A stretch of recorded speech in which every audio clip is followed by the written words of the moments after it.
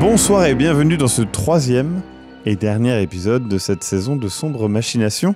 Je suis avec Whirlwind, Eric Da Silva et Sir Mascox. Il n'y a pas de quatrième joueur, il n'y aura pas à chaque fois un joueur en plus, bien sûr. Vous venez de découvrir cet étrange souterrain, ce lieu saint, mystérieux, qui semble être l'origine de cette possession, en tout cas de cette contamination, dirons-nous, du petit Robin. Vous avez pris la décision, donc, d'enquêter plus profondément. Vous êtes revenu, justement, chez les Messiers. Tu viens d'avoir un entretien téléphonique avec le Vatican qui a validé ton projet de s'installer dans le lieu. J'ai du coup eu l'archevêque au téléphone. Nous avons l'approbation du Vatican pour avoir plus de temps, un peu plus de moyens, notamment si vous souhaitiez faire quelques recherches de votre côté, et pouvoir avoir du coup l'autorisation de nous installer sur place dans ces lieux, et ainsi poursuivre un petit peu ce travail d'organisation, de recherche et de rassemblement de ces informations. Je pense que s'installer sur place, c'est la meilleure chose à faire. Toutefois, je n'étais pas préparé à ça. Et j'aurais besoin que vous m'accordiez un aller-retour sur Paris, histoire d'aller chercher des ouvrages que je possède qui nous aideront grandement dans cette tâche. De combien de temps avez-vous besoin ? J'ai besoin d'une journée et demie, le temps de faire aller-retour là-bas, de sélectionner les ouvrages adéquats et de les ramener. Je vous l'ai dit, j'ai approfondi le sujet. C'est d'accord. Quoi qu'il en soit, je serai sur place. Veillez simplement à ne pas entamer quoi que ce soit tant que je ne serai pas là, car nous ne savons pas exactement à quoi nous avons affaire ici. De toute façon, je ne pense pas que nous aurons le temps de réunir tout ce dont nous avons besoin, et si vous semblez sûr de trouver peut-être d'autres pistes ou des aides supplémentaires avec ce que vous avez sur Paris, nous vous attendrons. Et nous pourrons certainement recouper mes informations avec celles du frère Garneau. Prenez bien le numéro de téléphone du coup et à la fois du domicile des parents de Florian, mais aussi du coup de là où nous sommes actuellement pour éventuellement si vous avez besoin de nous contacter ou... Oui, bien entendu. Très bien. Je ferai au plus vite. Il part donc avec la voiture, donc vous vous arrangez avec la famille Messier pour être transporté en voiture entre le lieu-dit et le village.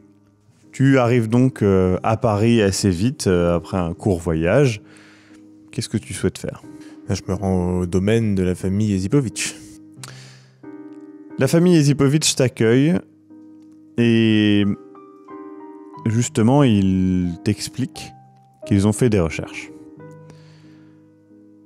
Ils ont en leur possession un artefact, une relique, un bijou, une pièce de métal dorée, aux formes assez complexes,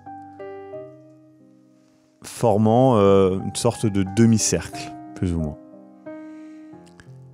Et ils t'expliquent qu'ils l'ont depuis un petit moment et qu'ils pensent que c'est lié à ce lieu, en tout cas à ce frère Melchior, car voilà, tout semble en tout cas indiquer que c'est le cas. Et ils expliquent que ils sont prêts à te prêter si tu peux assurer bien évidemment un retour prompt de cet objet et en échange toutes les informations que tu pourras donner sur ce lieu. Je pense que ma loyauté n'a jamais fait défaut. Aussi, effectivement, j'ai besoin d'emmener cet objet sur place pour voir comment je pourrais opérer sur cette porte. s'il en est. Et donc, j'aimerais que vous me fassiez confiance à nouveau sur ce coup-là. Du coup, tu vois qu'il y a le gamin, justement, qui est là et qui fait mais pourquoi on lui donnerait Enfin, je veux dire, on sait pas, c'est un truc, ça vaut peut-être de l'argent, il y a peut-être moyen de... Et du coup, t'as le père qui lui parle et tout, et qui fait 2 minutes. Et tu l'entends juste hyper sèchement, dans quelques chuchotements, t'entends, qui recale le gamin, et en lui disant que, voilà, de toute façon, lui, il n'est pas encore à la tête de la famille Zipovitch, quoi qu'il en pense, et évidemment, quand il y sera, il fera les choix qu'il veut. En tout cas, à l'heure actuelle, il n'y a pas de choix pour lui. Son seul choix, c'est d'écouter, d'essayer de comprendre, et de pas faire chier son putain de père. C'est tout. Du coup, il recadre, etc., et il revient, il fait bon, on va s'arranger, vous allez partir, et il te fait quand même signer un papier, etc., de prêt, mais c'est tout à fait normal, hein, il n'y a rien. Et du coup, il te laisse partir avec cet étrange artefact et quelques informations, notamment sur le fait que, voilà, il y aurait dans ce lieu quelque chose d'extrêmement précieux, puisque ça a été gardé depuis des centaines d'années par cet ordre mystérieux qui a été presque oublié de l'histoire, mis de côté, et dont le Vatican ne parle absolument pas. Donc ça rejoint beaucoup de choses que toi tu as appris au fur et à mesure des années, justement.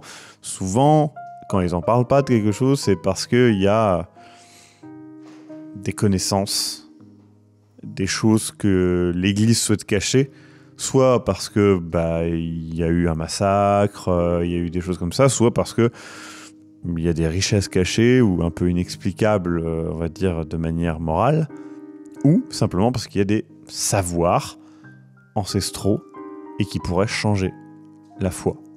Peut-être des écrits, des choses comme ça.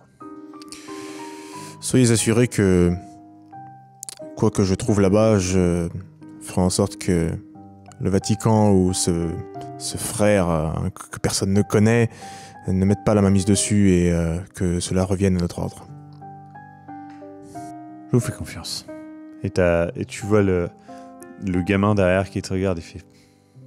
C'est comme ça, un petit nom de la tête et tout, que le père ne voit pas évidemment derrière l'épaule.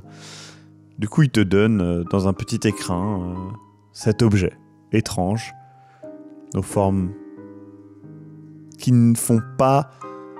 Ça ne semble pas spécialement faire référence à un objet religieux, tu vois. Ça fait plus tribal, presque païen, comme objet. L'objet en lui-même, il te dégoûte un petit peu, on va être honnête. Hein. C'est un objet qui est typique de quelque chose des rites païens, de quelque chose comme ça. Voilà, t'es pas à l'aise avec cet objet. Très bien, eh bien écoutez, si vous n'avez rien de plus à nous dire, je vais me mettre en route et essayer de boucler cette histoire au plus vite. Très bien. Je suis en territoire ennemi là-bas. Et Zipovitch te fait encore un salut, voilà, un échange de mains un petit peu codé que vous avez entre vous. Et puis, encore une fois, tu vois quelque chose que toi tu ne peux pas porter. Il porte à sa main plusieurs chevalières qui sont en fait des chevalières qui représentent un petit peu cet ordre dont vous faites partie. Toi, tu ne peux pas te permettre de porter ces chevalières, c'est beaucoup trop ostentatoire et attirerait l'œil. Mais c'est vrai que des fois, tu regrettes un petit peu de ne pas pouvoir porter ça, parce que c'est tes croyances, en fait. Hein.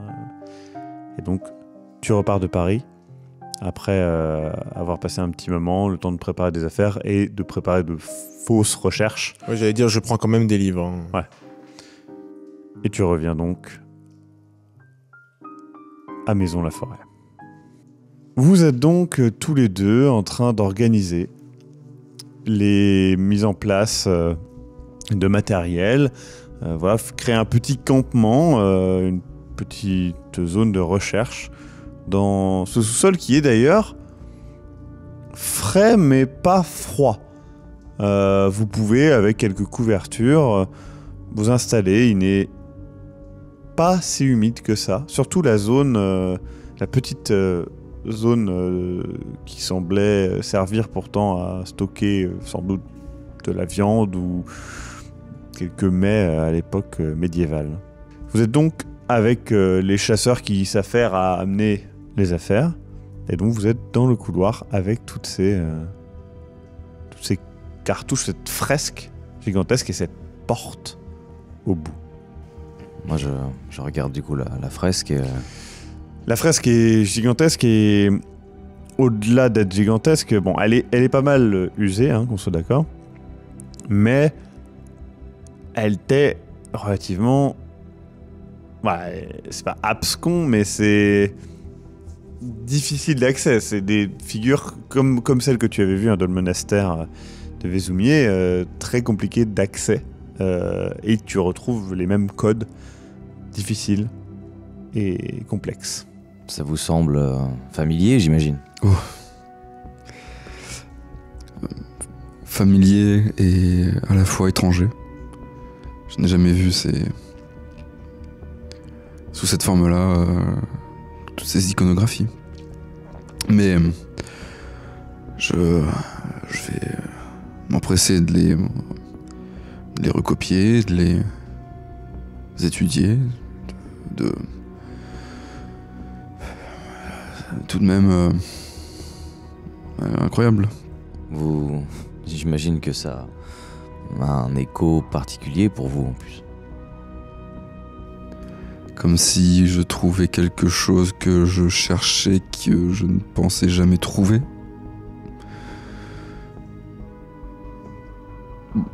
Je pourrais presque y voir là un signe supplémentaire du Seigneur. Et vous ne pensez pas... Parce que là, j'ai 49 ans, vous en avez... 45. Nous ne sommes plus très très jeunes et c'est vrai que vous êtes vraiment le dernier? Eh bien... Oui, je n'ai pas d'enfant, je n'en aurai pas.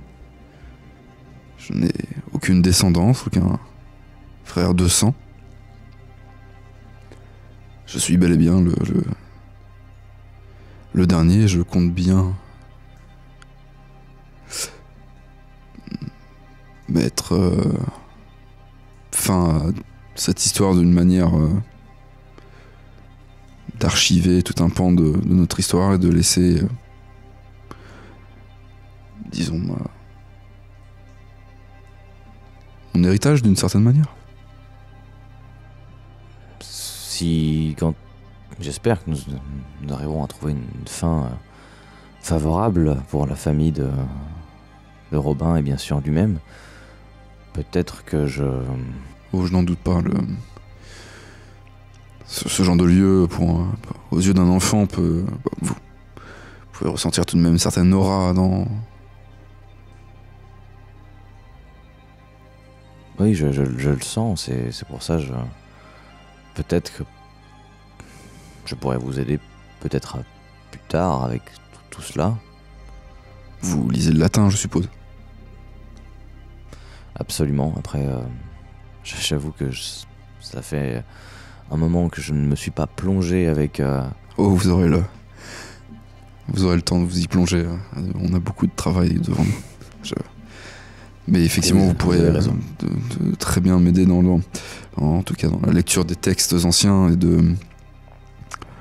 et de partager les connaissances, en tout cas de ces textes, et de retranscrire, pardon. Vous qui avez plus l'habitude que le père Horry et moi-même Oui. pour lire, regarder, percevoir cette ce genre de fresque.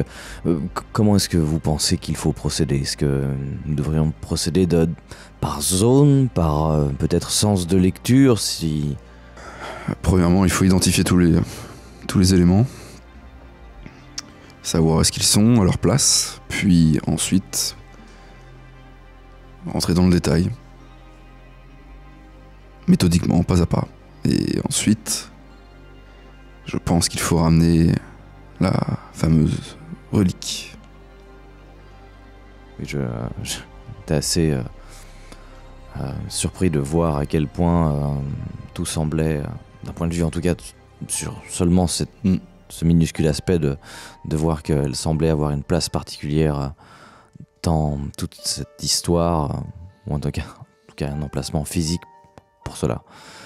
Une clé dans une serrure. Exactement. Nous commençons.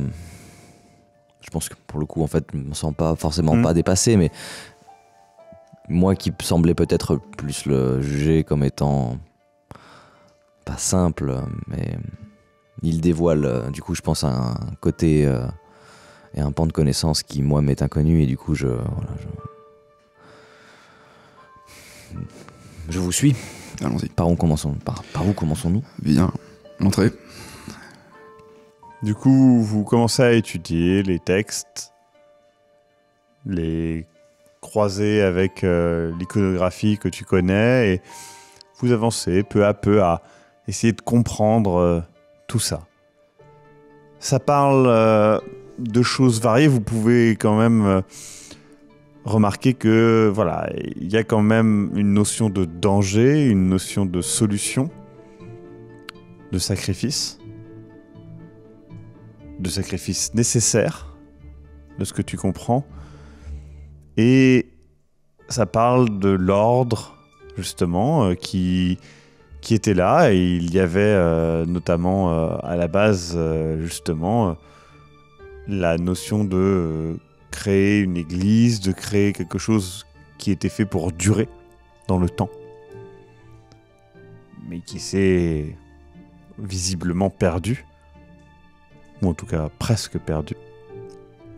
Et donc, au bout d'un moment, le Père Ori est de retour.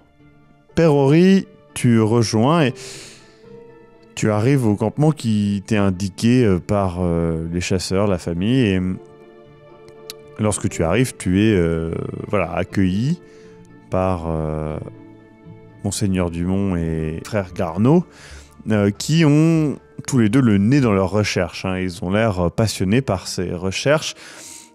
Et donc, ils t'accueillent alors qu'ils sont en train de chercher tout ça.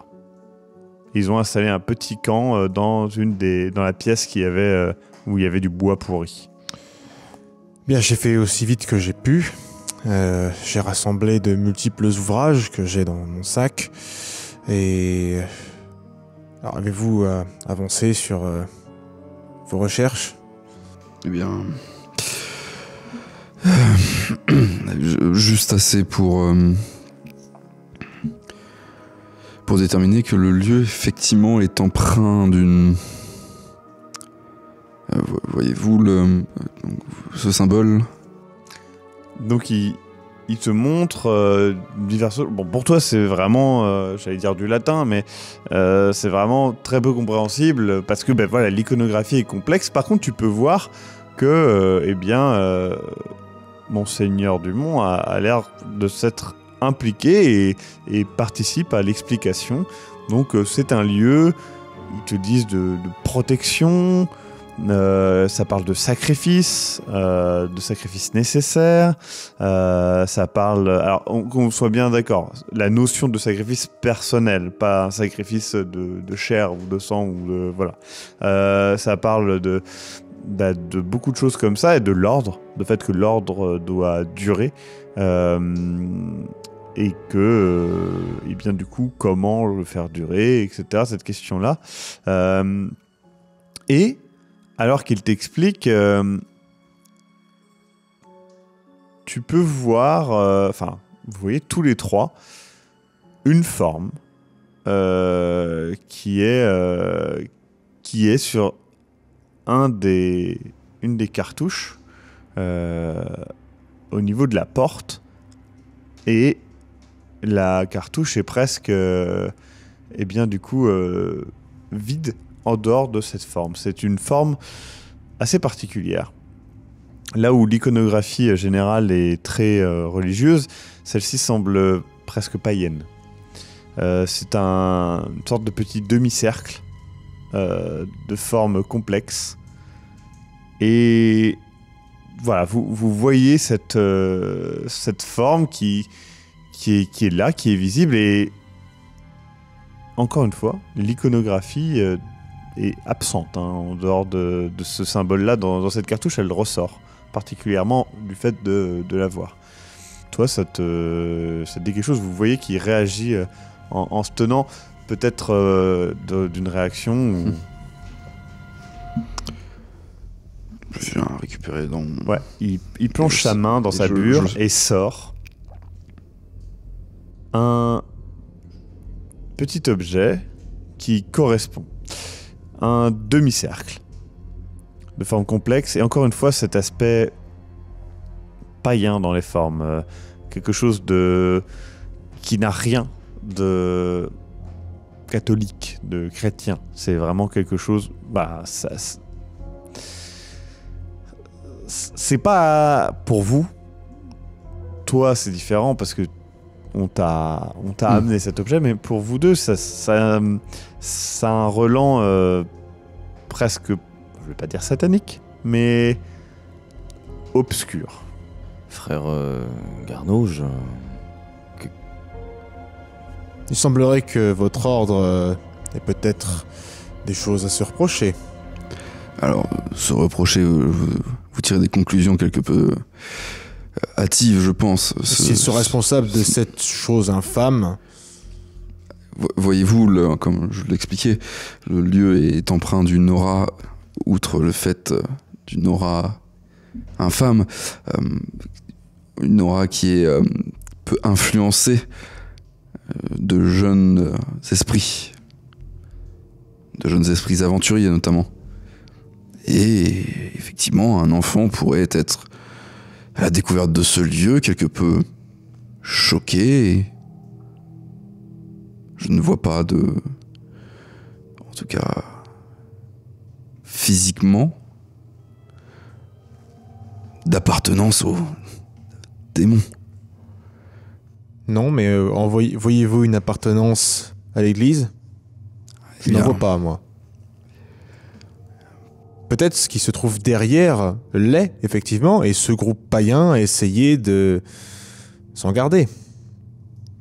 Comprenez bien notre surprise à la découverte de cette confrontation, on va dire, entre ce que nous avons l'habitude de voir, vraiment, même si cela a semblé, on va dire, obscur pour nous, maintenant ça l'est un peu moins, mais tout de même relié à l'église, nos croyances, notre quotidien, et cette confrontation légèrement dérangeante par rapport à nos idées et celles que nous souhaitons transmettre.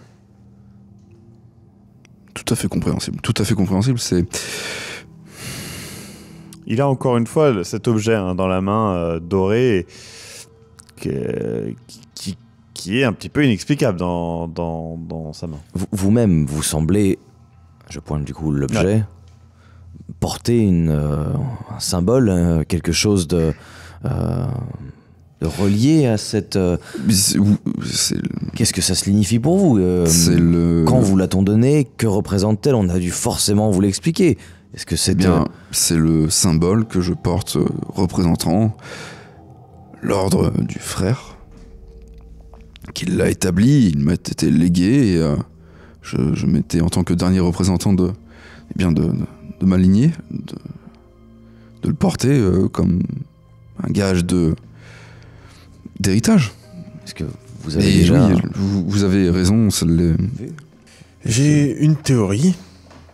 Comme je le disais, je pense que nous avons affaire à des gens qui se sont égarés et qui ont tenté peut-être de garder ici un objet qui devrait appartenir à l'église, ou peut-être des richesses, ou quoi que ce soit. Peut-être je sais pas, peut-être le corps d'une sépulture appartenant à un saint, ou je ne sais pas, un roi, peu importe.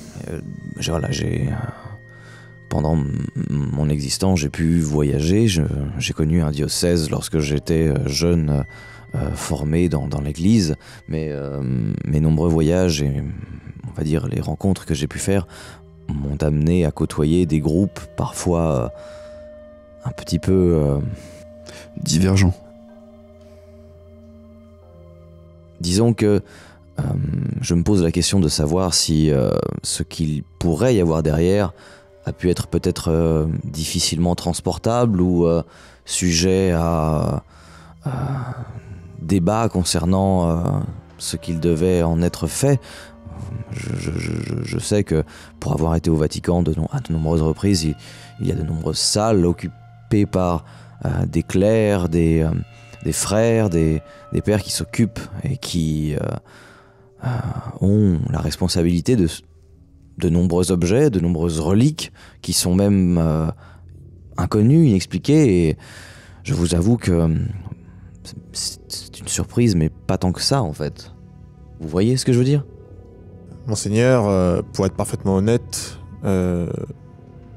j'écoute ma foi et elle me dit de passer outre les démons qui ont enfermé cette chose et retrouver ce qui nous est dû. Je pense que c'est ce qui s'est passé. Et que peut-être les enfants, en touchant cette porte, ont réveillé ces démons. Je comprends votre hâte, mais aujourd'hui nous devons agir de manière presque archéologique. Nous avons là des vestiges d'un ancien ordre.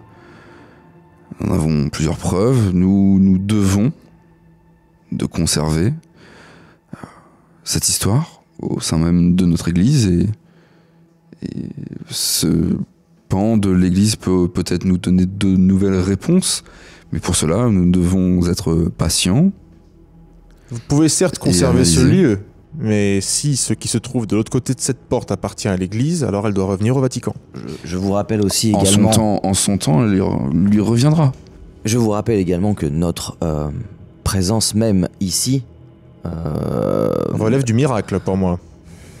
Notre présence ici, en premier lieu, est bien évidemment la recherche de connaissances pour essayer d'aider le jeune Robin à recouvrer son état antérieur. Et puis, si vous considérez que c'est un miracle, vous pourrez vous rajouter ça à votre dossier pour le Vatican. Je suis sûr que ça fera grandement plaisir au pape. Je trouve votre... S'il vous plaît, messieurs, un petit peu de... Faites preuve de patience, de courtoisie, s'il vous plaît. La situation est déjà assez compliquée. Je vous demande un petit peu de mesurer vos paroles et d'être... nous sommes face à une situation qui nous est inconnue, certes un petit peu effrayante parfois. Je vous demande de garder votre calme et de... Je souhaiterais juste répondre sur les miracles à notre ami ici présent. Je trouve votre foi... discutable, et si votre foi n'est pas inébranlable, alors je n'ai aucune raison de vous appeler mon frère. Si vous vous rappelez bien, Marc, chapitre 16, verset 17. Voici les miracles qui accompagneront ceux qui ont cru, et en mon nom, ils combattront les démons. Voyez-vous, je comprends votre gêne. Mais nous sommes sur un éventuel lieu de culte et nous devons de prendre notre temps et de ne pas le profaner. Je pense surtout que nous avons peut-être besoin d'un petit peu de distance par rapport à cela et surtout un petit peu de repos. Nous avons chacun étudié beaucoup de notre côté. Votre voyage a sûrement été épuisant.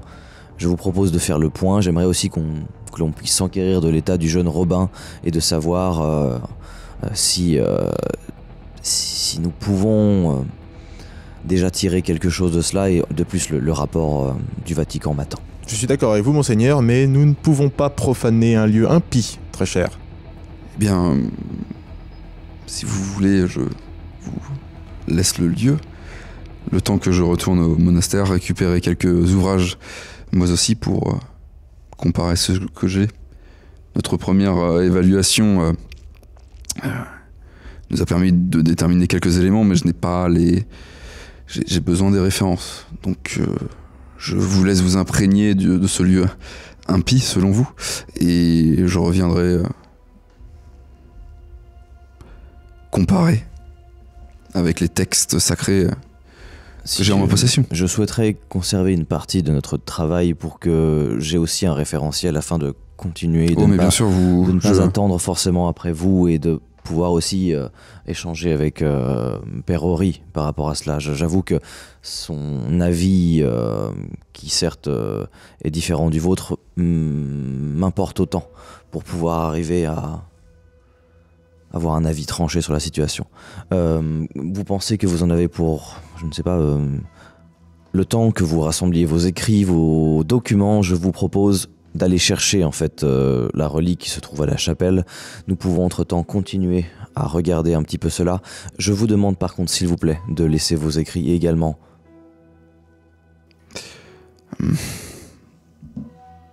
Oui, c'est... Il pointe l'artefact. Il va de soi, pour les recherches il est nécessaire, je comprends tout à fait.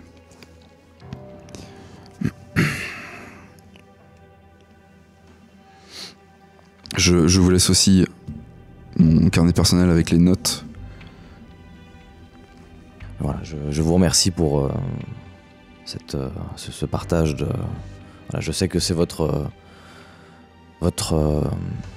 œuvre et que cette voix du Seigneur représente pour vous beaucoup. Entre-temps, nous allons nous enquérir de l'état du jeune Robin, aller chercher la relique et échanger sur ces fresques et sur la marche à suivre. Très bien. Vous arrivez donc à Bray-la-Chapelle, et donc tu avais parlé du reliquaire et de la relique. Donc c'est juste à côté, et le prêtre qui vous voit, vous voyez qu'il referme la porte, tu sais, genre en mode... genre il veut pas vous croiser, quoi.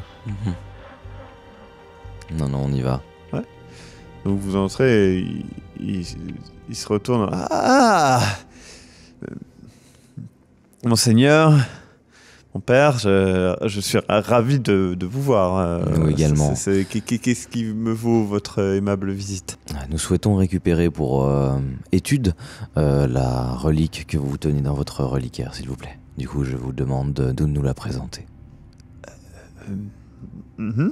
Eh bien, du coup, tu vois, il charge dans ses poches et tu vois qu'il va au même tiroir où c'était exactement. Retire la clé et tu sais, genre un peu l'air penaud, en mode bah, il t'avait garanti qu'il ferait plus attention, c'est exactement le même endroit. Il a pas fait beaucoup plus attention, tu vois.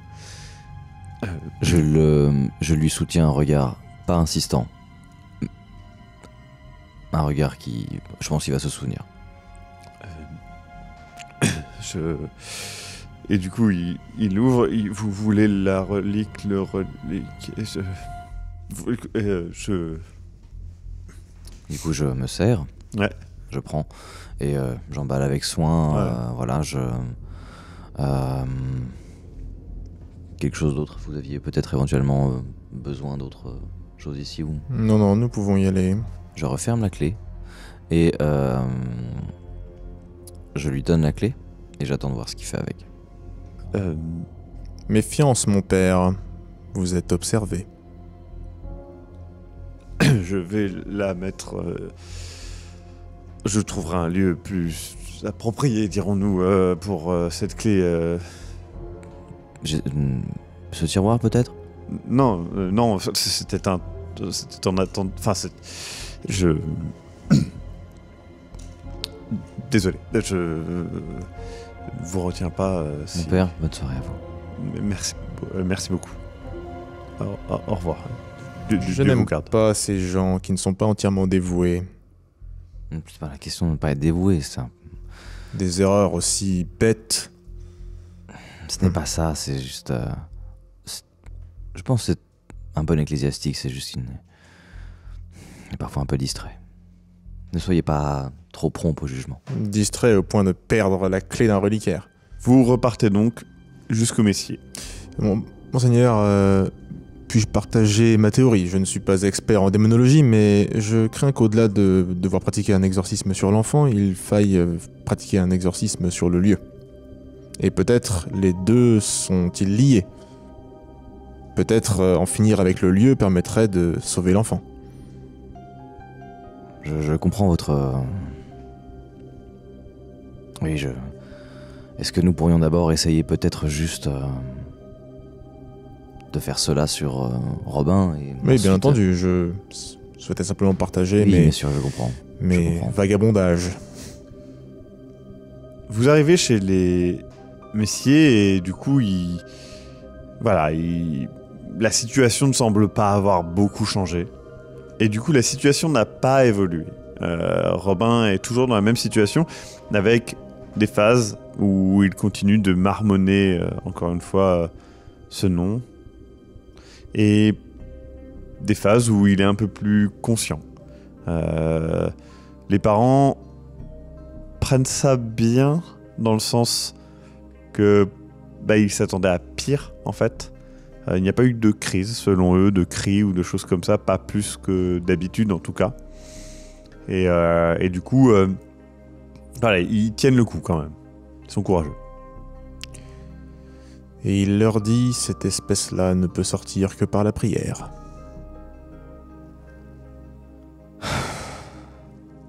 Je vais appeler le Vatican.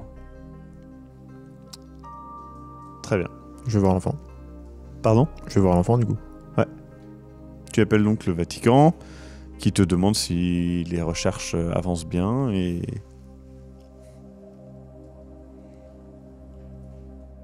Les recherches avancent très bien. Disons que je suis partagé. Voilà, l'état de l'enfant est stable, même s'il présente toujours les mêmes symptômes et les mêmes troubles. La famille semble plutôt rassurée par notre présence et aussi par le fait que l'état ne s'est pas empiré, mais voilà, les recherches que nous avons menées sur le site sont assez troublantes. Il y a en fait une découverte historique, je pense, sans précédent pour la continuité de l'ordre justement de Melchior, et bien évidemment la santé de l'enfant est à placer au... Il te coupe assez vite en disant, est-ce que ça a un rapport avec l'enfant ? Est-ce que ce n'est pas Oui, tout à s'égarer ? fait. Non, ça a un rapport avec l'enfant. Je veux dire, le nom du frère Melchior est omniprésent dans les écrits, les fresques, et l'ordre est au centre justement de cette situation. L'enfant a été au contact de cette relique qui était du coup utilisée dans ce qui semble être... Tu vois qu'il... Je comprends votre avis assez partial sur la situation. C'est juste que nous ne pouvons pas saisir l'entièreté de la situation. Je pense qu'il est vain de vouloir régler cette situation sans aller plus avant et voir s'il n'y a pas quelque chose de plus profond concernant cela, en fait. Pour le Vatican, l'époque est prompt pour l'Église de se moderniser, de ne pas s'éterniser dans un passé révolu, un passé médiéval et un passé qui les fait paraître pour arriérer. Les petits prêtres de campagne, les moines dans leurs abbayes et leurs monastères, ce n'est plus ça que l'Église vend au public, et ils t'expliquent que ils font confiance à ta réputation pour faire le bon choix, mais ils te rappellent que le passé est le passé et qu'il faut avancer de l'avant, montrer un visage neuf, même si un visage strict, et que, peut-être mettre de côté les divagations d'un moine dont l'ordre est éteint depuis des centaines d'années. Ça peut être une bonne idée, et se recentrer un petit peu. Maintenant, ils disent c'est votre affaire. Et là-dedans, tu sais que c'est à la fois un jugement, tout comme toi. Tu étais en train de regarder le prêtre Benoît face au tiroir. Là, c'est l'archevêque et les cardinaux qui te regardent face à ce couloir et cette porte. Ta réaction amènera ton futur. Je termine par, je pense, des phrases de politesse Ouais. et bien évidemment les usages coutumiers des relations avec mes supérieurs. Et je finis mon coup de téléphone. Très bien. Tu vas donc voir Robin. L'enfant est amorphe. Est-ce que je suis seul avec lui? Oui.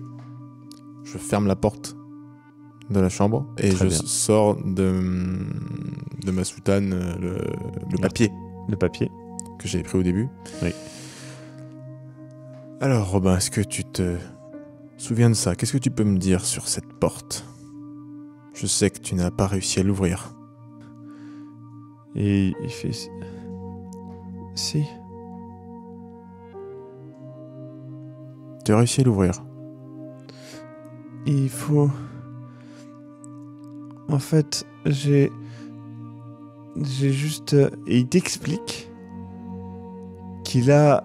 Il t'explique un truc de logique, en fait.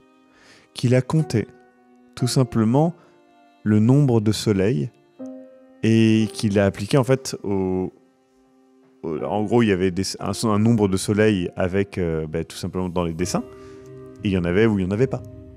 Et en gros, il a juste appliqué ça sur les différents bâtons qu'il y a sur la clé. Et en gros, il t'explique que pour lui, c'était logique en fait.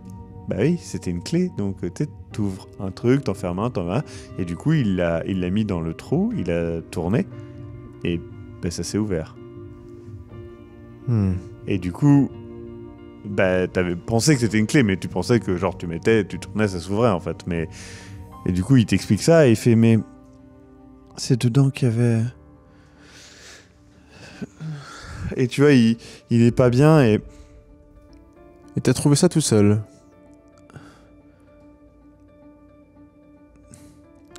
Pas tout seul, n'est-ce pas? j'ai eu. Enfin, ça m'est venu comme ça, quoi. C'était une idée. Je m'agenouille devant lui pour être Hmm. eye to eye, pour être face à face avec lui. Écoute-moi bien. Je suis prêt à marchander avec toi. Tu comprends ce que je dis? Je sais pas. Quel est ton nom? Robin Messier. Je te le redemande. Quel est ton nom? Et tu vois qu'il est vraiment un peu inquiet. Robin Alfred. Je lui prends le visage avec les deux mains comme ça. Regarde-moi bien. Quel est ton nom? Et tu vois qu'il est terrifié. Il fait mais Robin Messier. Il commence à pleurer.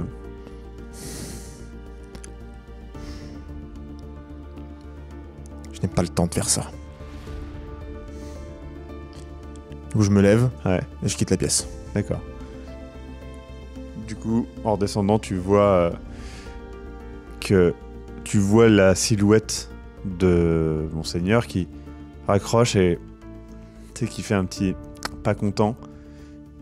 Et donc tu le rejoins. Vous vous rejoignez donc en bas de cet escalier. Vous êtes tous les deux un petit peu décontenancés, penauds, et voilà, vous êtes dans cette maison silencieuse. Écoutez, monseigneur, j'aurais souhaité entamer l'exorcisme tout de suite. Le problème, c'est que nous avons trop peu d'informations et pour contraindre un démon à quitter un corps, il faut connaître son nom. Et son nom, je pense que l'endroit où on peut le trouver nous est connu. Je pense que notre combat n'est pas ici. Pour le moment, en tout cas. Je sais, vous avez raison. À moins que vous soyez prêt à marchander avec lui, mais... Non.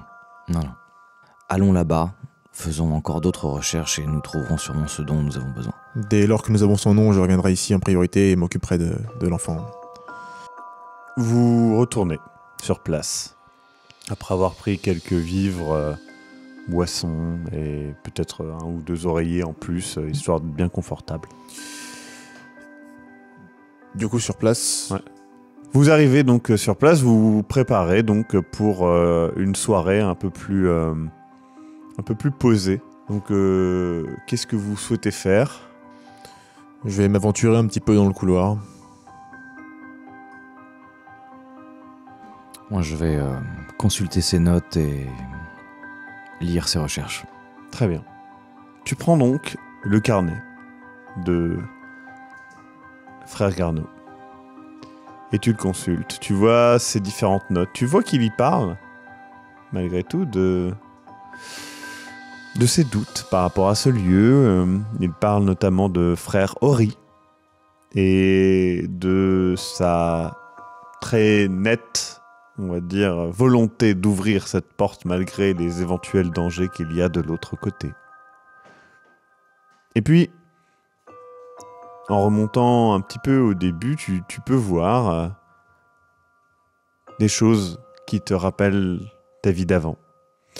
Une vie plus simple, où il note comment gérer son potager, les quarts de tour de nettoyage qu'il fait pour le monastère, et tu te reprends à penser à ta vie d'avant plus simple,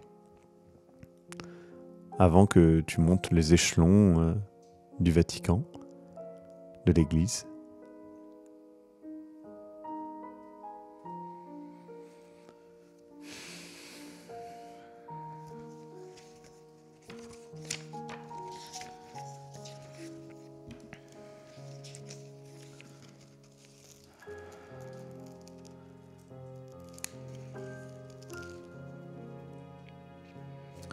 Du coup, je lui écris une lettre. Tu écris donc quelques lignes. Qu'écris-tu ? Je pense que... il y a de nombreux sentiments qui émergent comme l'orgueil, mis à mal par cette conversation avec l'archevêque. Mais plus de l'orgueil car j'ai fait ce que l'on m'a fait à ce prêtre qui a, avec innocence, bêtise ou je ne sais quel trait, égaré ou oublié, de mettre en sécurité la clé. Et je me rends compte à quel point le jugement est facile et tellement banal. Je vois aussi le Père Ori tellement sûr de ses certitudes. Et j'avoue avec malheureusement un peu de honte, envier la situation du frère Garneau qui semble tellement libéré, libre, à la fois seul mais tellement en phase avec cette foi qui entre en collision avec la mienne, celle du père Ori, et je pense que j'écris une confession en fait sur ce papier pour lui dire à quel point même si je ne lui ai pas fait comprendre, à tout l'opposé en fait, ou même si je ne le lui ai pas dit, j'ai quelque part un plus grand respect pour ce qu'il fait et son abnégation à suivre ce chemin qu'il se trace lui-même, que pour, en fin de compte, ma carrière. Et lorsque je pense au mot carrière, je vois à quel point il est vulgaire pour moi. Et je réalise quelque part que maintenant je ne peux plus faire marche arrière. C'est terminé, je pose ces mots sur le papier pour lui. Peut-être qu'il ne les lira jamais, je ne sais pas, mais je finis cette lettre et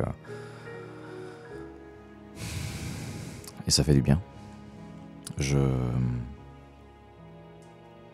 pense avoir trouvé ce dont j'ai besoin dans le livre.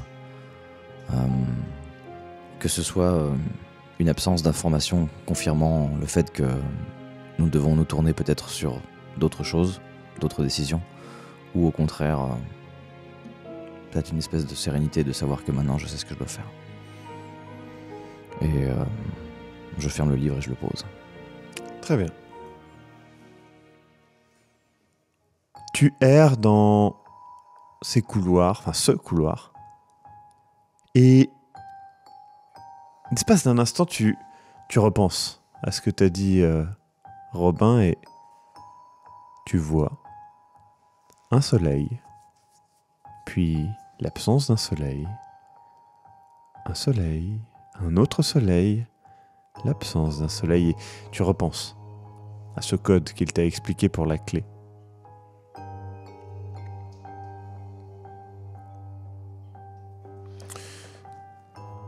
Du coup, je prends sur moi l'objet qu'on m'a donné.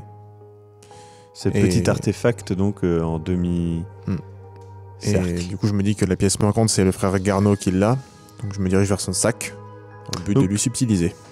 Alors que tu avances, tu peux voir que Monseigneur Dumont est en train de consulter le carnet ou d'écrire dedans. Tu ne sais pas trop, peut-être prendre des notes tout simplement. Il est absorbé par son travail dans le petit atelier que vous vous êtes fait. Tu trouves assez rapidement l'artefact puisqu'il a été littéralement donné par le frère Garneau qui l'a donné de bon cœur, en toute honnêteté. Du coup, j'essaie de voir si ça peut s'imbriquer ensemble. Les deux semblent pouvoir s'imbriquer ensemble, mais tu as cette impression qu'il manquerait un aimant, tu vois ce que je veux dire ? Ils tiennent, puis ils se relâchent. Ouais. En vrai, il faudrait sinon les placer dans quelque chose pour que ça tienne. Tu ne sais pas. Donc je garde ça. Et du coup, la relique, c'est Monseigneur qui l'a ou il l'a entreposée ? Encore une fois, c'est dans les affaires. Okay. Toutes les affaires sont à disposition. Je m'assure qu'il me regarde pas et... Ouais, il est absorbé, il semble écrire quelque chose. Tu vois qu'il est... Il a presque les larmes aux yeux quand il écrit. Du coup, je me dirige vers la porte. Oui. Puis je compte, j'essaie de reproduire ce qu'il m'a dit et ensuite j'utilise la clé. C'est un jeu d'enfant de trouver ce code. Et tu te dis que tu ne sais pas s'il a été aidé par le malin ou qu'il l'a trouvé tout seul, mais c'est vrai que le code est finalement tellement simple. Tu arrives, tu règles donc cette relique et tu l'enfonces à l'intérieur du trou. Après un léger mouvement, les portes s'entr'ouvrent. Immédiatement, tu es saisi par des choses conflictuelles. Tu as l'impression d'entendre au loin des cris de femmes. 2 femmes. Tu prends ta croix. Tu as l'impression que les voix s'intensifient, ces cris s'intensifient, mais tu n'aimes pas ces cris, ils sont empreints d'une amertume. Et derrière, tu entends une voix, comme un tonnerre. Cette voix résonne en toi. Elle t'appelle et t'apaise. Tu as ce souvenir d'enfance qui te revient. Tu étais près de ce ruisseau où tu as pu voir l'espace d'un instant la félicité, la trace pour toi absolue de l'existence de Dieu. C'était des faisceaux de lumière qui passaient à travers des plantes, éclairant ce petit ruisseau et au loin, des gens heureux. C'est ce jour-là où tu t'es mis à croire à Dieu. Cette voix qui résonne en toi te fait le même effet. À la fois cet aspect immense, implacable, mais aussi cette chaleur et ce respect qu'elle invoque. Cette voix te pousse à comprendre que tes apparats et voilà ton crucifix que tu as dans ta main, que tu serres, sont la preuve de faiblesse. Tu te rappelles les paroles qui mettent en garde le croyant contre la représentation de Dieu, contre aussi l'avarice d'un objet de valeur. Tu te rends compte que ta foi est bien plus grande que tout ce que peut t'apporter ce crucifix.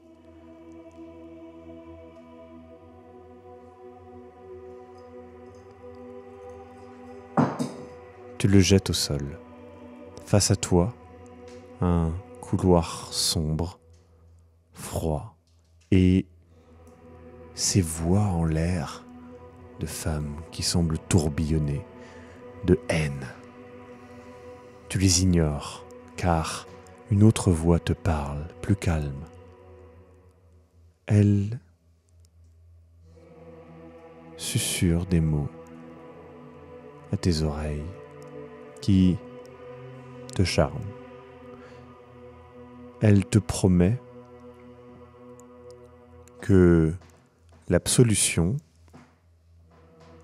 comme tu le souhaites, peut être à ta portée. Non pas pour toi, ce n'est pas vraiment ce que tu souhaites, mais pour les autres, c'est-à-dire d'être la figure de Saint-Pierre, d'être le gardien de qui entre ou pas au paradis. Qui mérite l'absolution, qui mérite la condamnation. Cette pensée, elle t'a charmé plus d'une fois au long de ta vie. Et tu comprends que pour la voir, il suffit pour cela que deux ne soient plus qu'un. Et alors, tout sera à toi. Tout ce que tu désires, bien sûr.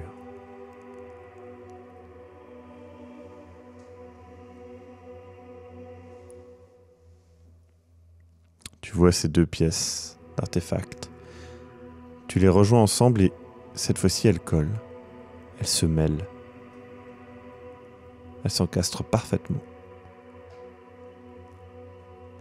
Tu vois le puits face à toi qui semble émaner une chaleur.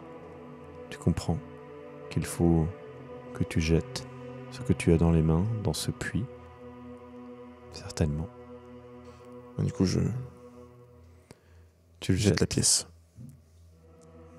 Elle tournoie, disparaît dans le néant. À ce moment, tu as l'impression d'entendre la voix de Monseigneur Dumont derrière toi et un impact part depuis le trou, te traverse, te projette en arrière et tout autour de toi change. Tu vois le sol changer et tu sens tes jambes se raidir, tes bras prendre la position du Christ et une douleur infinie te remplir. Tu as l'impression de ressentir toutes les douleurs qu'a ressenties le Christ. Et pour toi, personne ne mérite l'absolution. Seule la condamnation doit exister. Tu viens de reposer le carnet et tu réalises que l'artefact étrange du frère et aussi la relique ne sont plus là et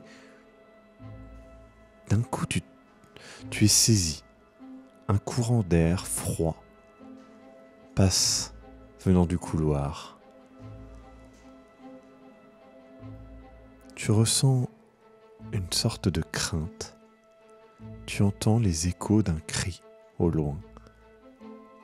Il te semble féminin.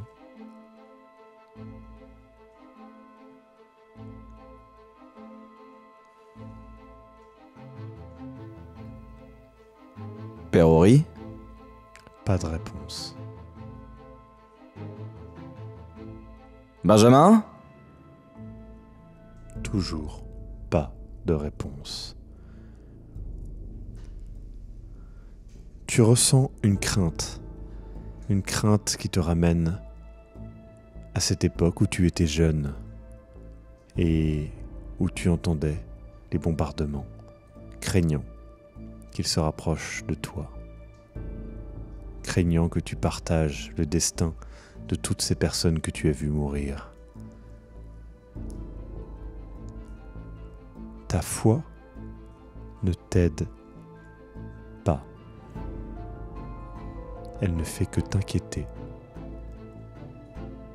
Quelque chose est au bout de ce couloir.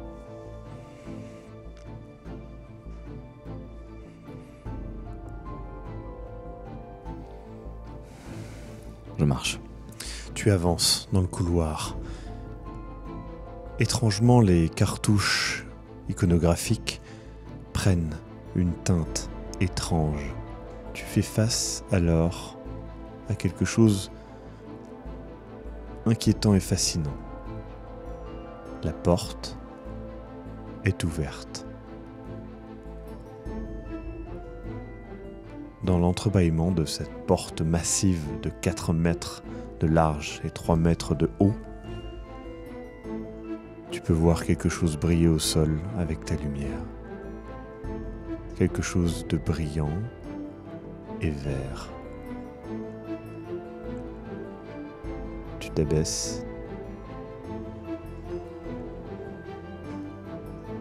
et ramasses la croix du Père Ori.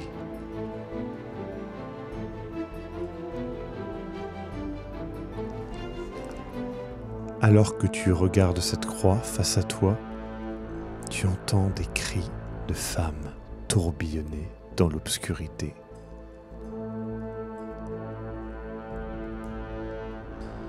Père Ori!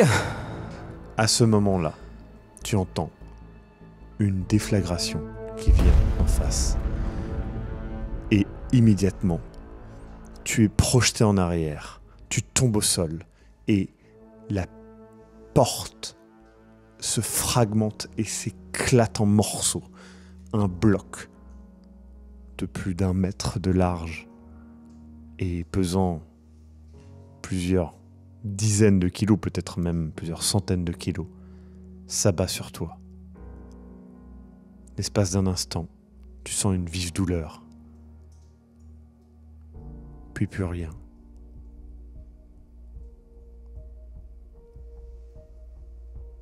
Peut-être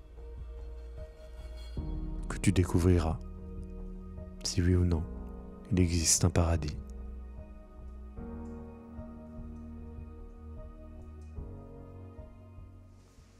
Tu arrives dans ton monastère, le monastère de Vézoumier, et tu commences à faire tes recherches. Tu croises les informations et là tu commences à voir plus clair. En effet, le message indique qu'il y a un danger absolu derrière ces portes. Que rien ne doit ouvrir ces portes sans savoir comment répondre au danger Il est fait référence de deux êtres, c'est très particulier, tu ne sais pas de quoi ça parle exactement, qui pourraient éventuellement aider. Il parle de descendance, tu ne sais pas exactement à quoi il fait référence. Peut-être que c'est l'ordre, justement, tu ne sais pas. Mais ce qui est sûr, c'est que jamais cette porte ne doit être ouverte sans savoir ce qu'il y a derrière. Le malin s'y trouve. J'embarque l'ouvrage qui est lié à ça et j'accours presque. Ouais. Mais je me hâte vraiment. Il s'est passé un petit temps depuis. Tu arrives sur le lieu et immédiatement tu remarques que le générateur est vide. Le petit camp que vous avez fait est froid. Tu vois ton carnet posé près des lits et les lits sont faits, pas défaits. Par contre, tu peux remarquer qu'il fait étonnamment froid et humide. Comme si un courant d'air venait de plus loin. Je fonce, je continue d'avancer. Tu avances dans le couloir. Une sensation étrange t'habite.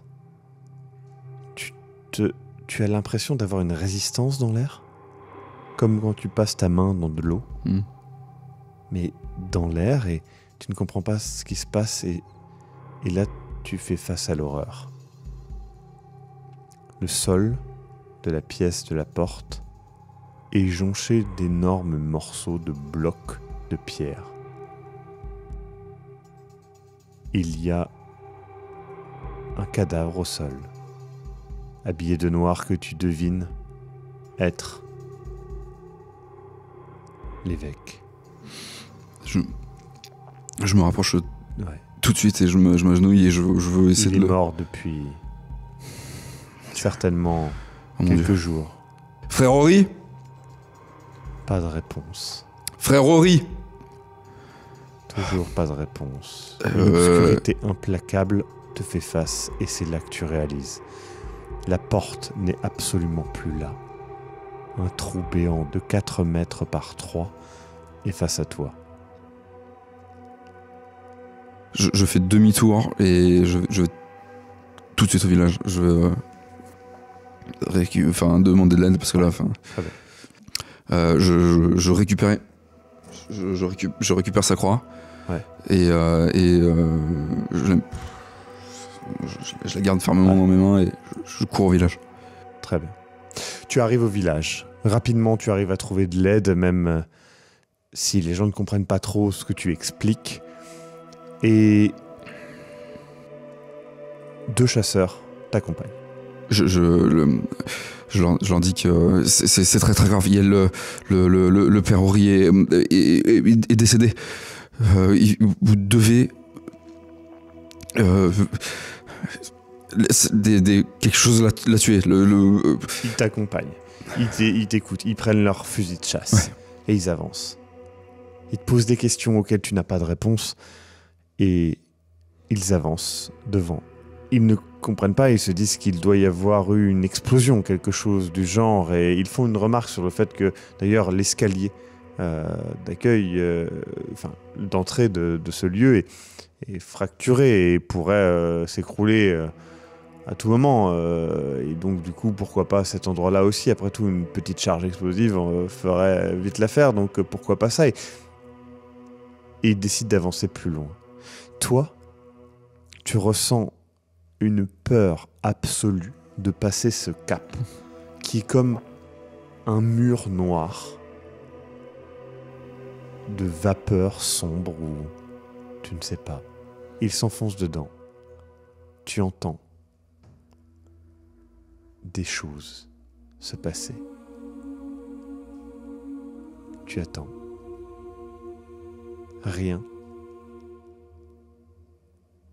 du tout ne ressort. Tu as l'impression, au bout d'un moment, de voir la silhouette de quelque chose quelque chose d'absolument pas humain. Et tu entends un son, un gargouillis. Immédiatement, Demi-tour, je fuis. tu fuis. Je me débrouille auprès des chasseurs pour récupérer l'explosif Ouais. et sceller, exploser l'entrée. Tu mets des charges, voilà, rien, hein, quelque chose qui n'est pas si dangereux que ça, mais l'endroit est effectivement fracturé. Tu pars. Tu essayes d'oublier tout ça dans ton monastère et tu n'y arrives pas. Tu amasses les petites richesses que tu as et tu achètes un terrain. Ce terrain, c'est la colline où il y a ce château. Tu te mets alors à parcourir ce lieu pour faire en sorte que personne n'aille jamais là-bas. Tu bouches l'entrée de ce puits que tu avais vu avec des planches et tu fais régulièrement des tours, armé de ton fusil, chuchotant des psaumes et rapidement tu t'armes pour faire peur. Tu préfères tuer presque que laisser des gens être condamnés là-dedans. Tu essayes malgré tout de contacter le Vatican afin de faire quelque chose et tu poursuis tes recherches pour essayer de comprendre ce qui s'est passé à l'intérieur de ce souterrain infâme. Plus tard, des gens te surnommeront le chuchoteur fou et tu en joues car ça t'aide à défendre ce lieu. Jusqu'à un terrible jour où 3 adolescents pour toi, mais ce sont des jeunes adultes, auront malheureusement posé leurs pieds alors que tu essayais de les chasser sur ces planches que tu avais posées des dizaines d'années plus tôt, qui ont été vermoulues et ils sont tombés dedans. Aucune possibilité pour eux de retourner à la surface. Tu les as laissés à leur destin. 2 frères Garneau, tu es devenu le chuchoteur fou. Le reste de cette histoire est encore à raconter dans les prochaines saisons de cette grande campagne. Si vous n'avez pas vu la première saison de cette campagne, vous pouvez la voir dès maintenant, chaque partie étant relativement indépendante les unes des autres.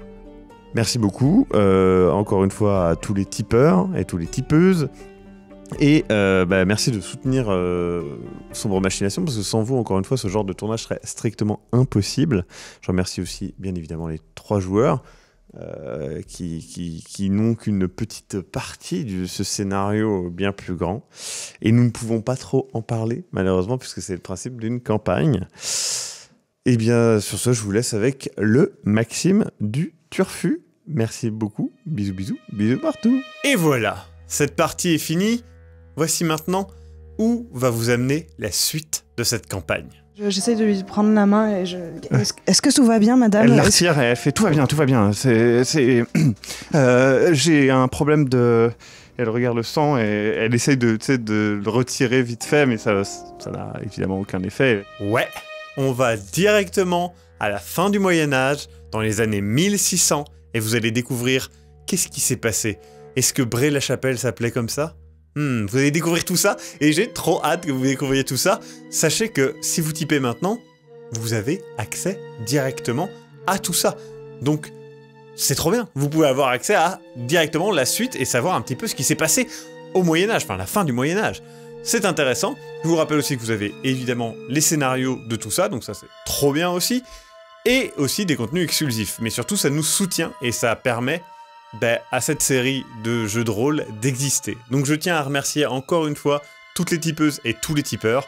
C'est très important ce que vous faites et c'est grâce à vous qu'on peut aller aussi loin. On a prévu des trucs de ouf et c'est grâce à vous, donc vraiment merci du fond du cœur. de tout le soutien que vous nous apportez depuis maintenant, eh bien, 1 an. Donc c'est quand même pas dégueulasse. Alors 1 an que c'est mensuel, hein, je précise. En vrai, ça fait 2 ans et quelques. Donc merci encore à toutes et à tous.